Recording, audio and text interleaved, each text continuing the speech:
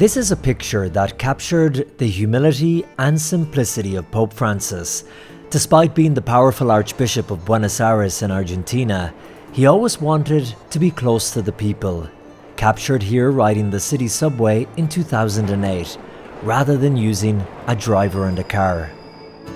But looking closer at the picture, you'll see a young man beside him. It was then his new 26-year-old assistant, Federico Walls.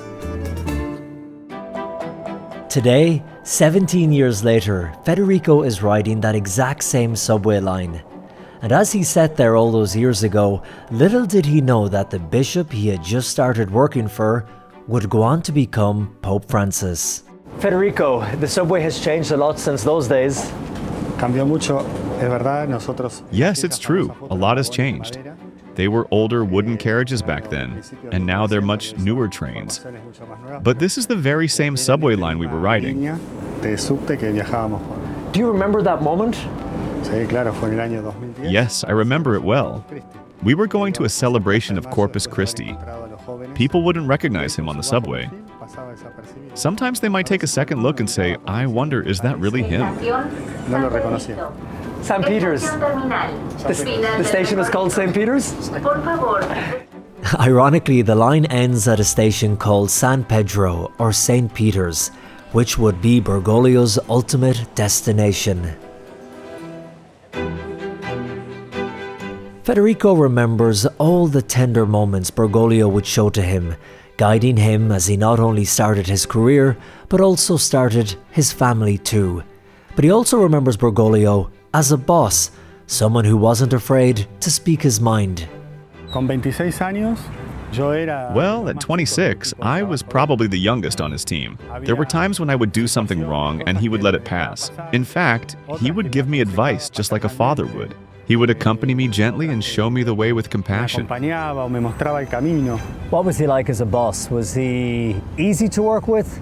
Could he be difficult at times? And you're laughing now. Well, let's see.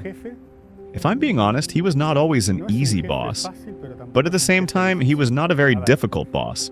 He was a boss who would tell you clearly how he wanted things done. But then he would also teach you. If you had a suggestion, he would listen, but would always make the final decision.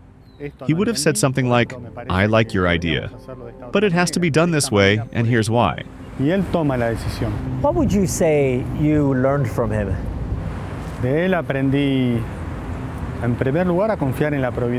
know, I learned to trust in the providence of God. Because I was young, I used to think that God wasn't enough.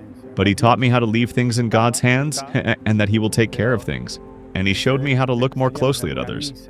For example, when a beggar on the street asked him for money, he would stop to give it. But he would also say, tell me your name.